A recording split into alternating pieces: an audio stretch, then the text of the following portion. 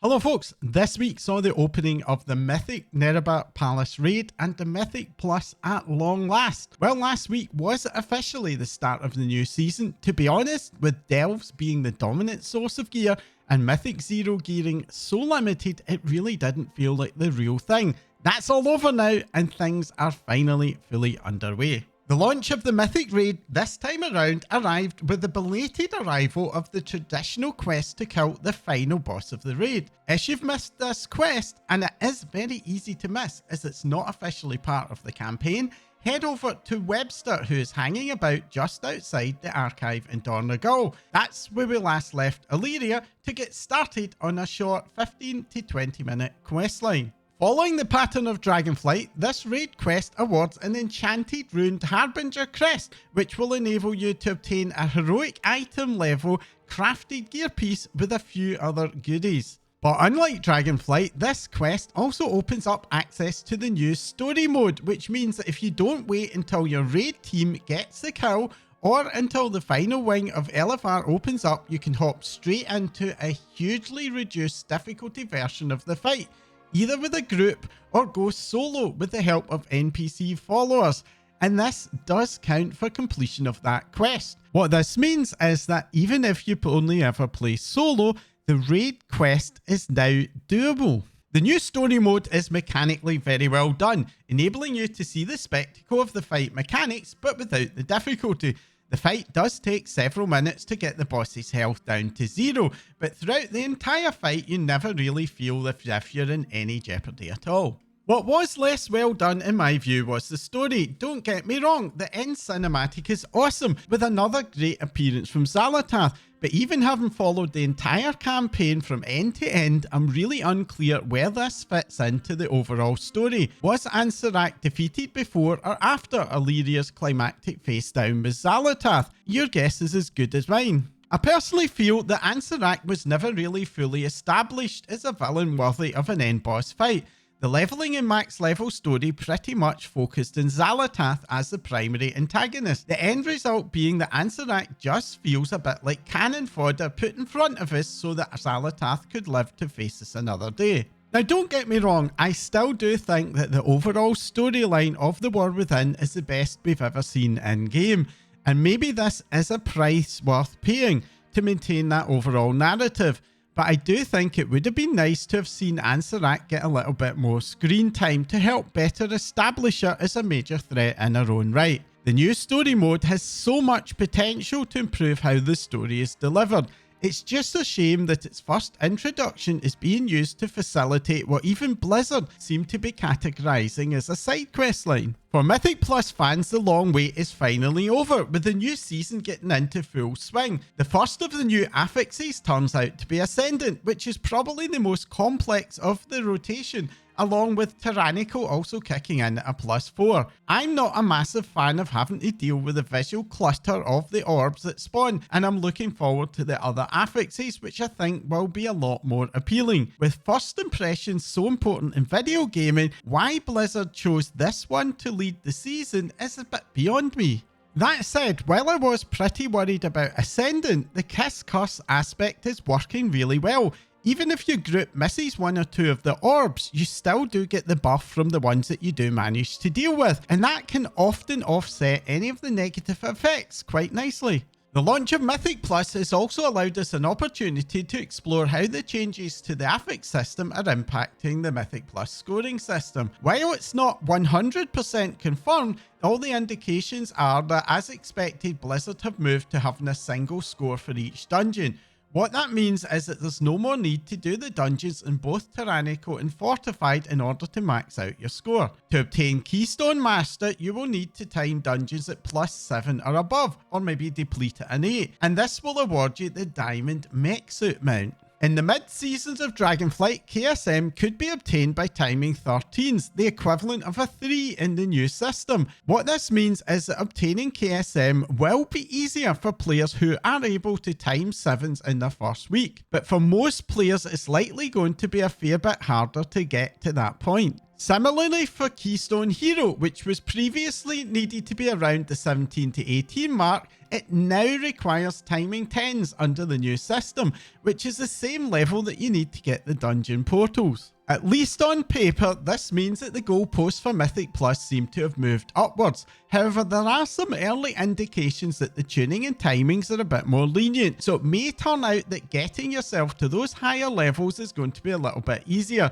But honestly, it's a bit too soon to be absolutely sure until we see a little bit more of the season. Moving into the second week of seasonal delves, and Blizzard appear to be reducing the pace of tuning changes, but that was not before we got a fresh round of updates on a Sunday of all days. It's pretty clear to me that the WoW dev team do have a lot invested in making delves a success, which is probably in part why we saw such visible thrash from the team in the first week.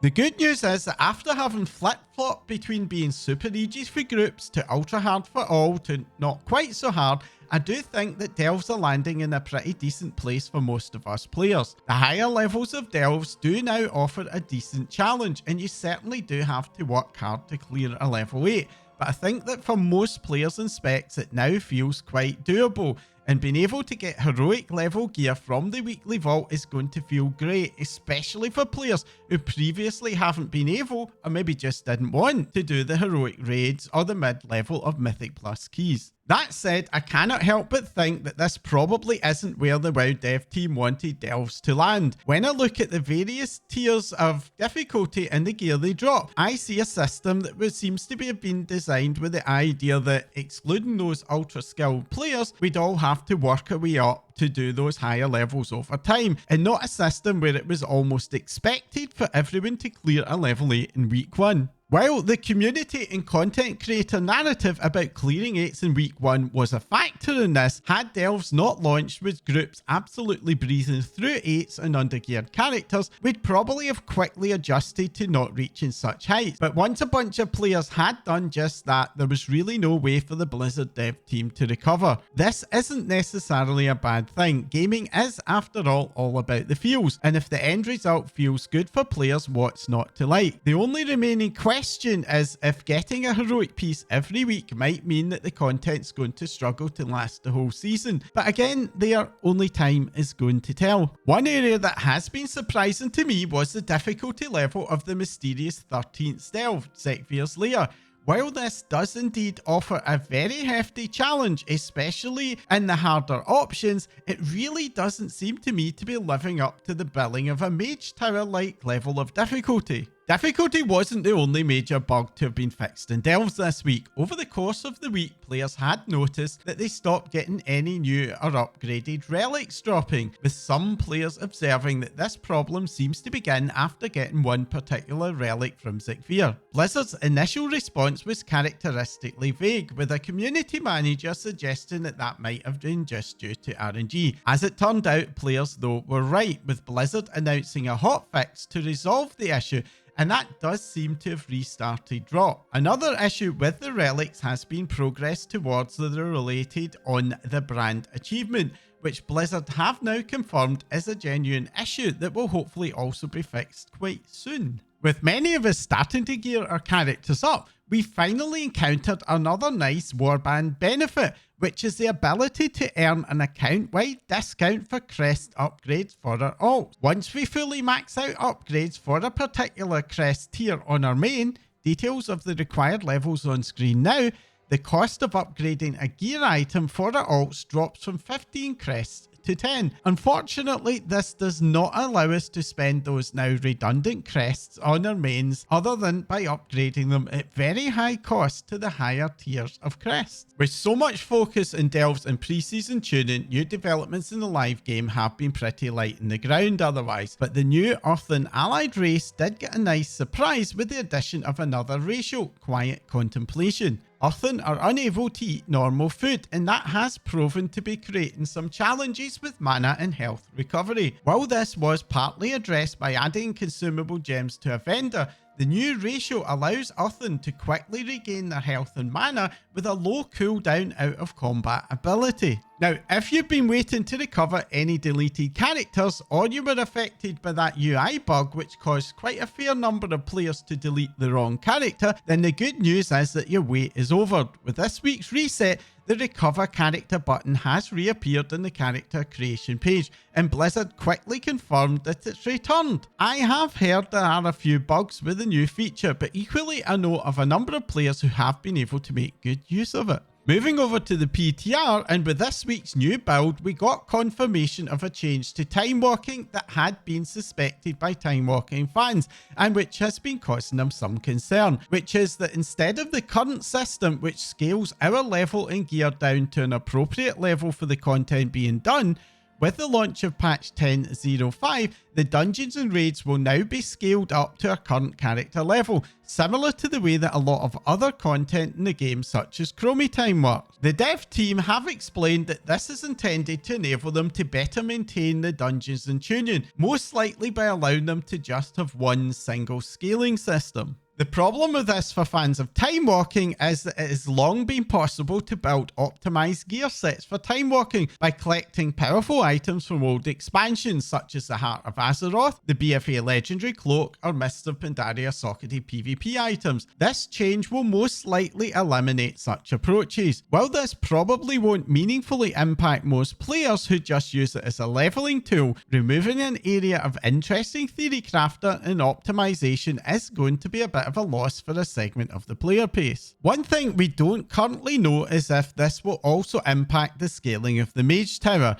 which since the launch of the War Within has had a noticeable and probably unintentional jump in its level of difficulty. What I think is probably going to be a lot less controversial is a couple of nice little quality of life changes. When you currently create a new character, it defaults to putting that character right at the bottom of the list on the character selection screen, which means that if you have a lot of characters, this involves a fair bit of scrolling, not to mention that moment post-creation when you land in the character screen and cannot see your new character. In the next patch, new characters will now default to being right at the top of the list, even being added to an empty favourite slot if you happen to have one. Another much requested change is the addition of the ability to use your reagents directly from your Warband bank in order to fulfill crafting orders. With many players using multiple alts to run their profession empires, the Warband bank has been a major boon for sharing resources, but having to run over and move stuff back and forth between the Warband bank and the bags has been a bit of a pain point,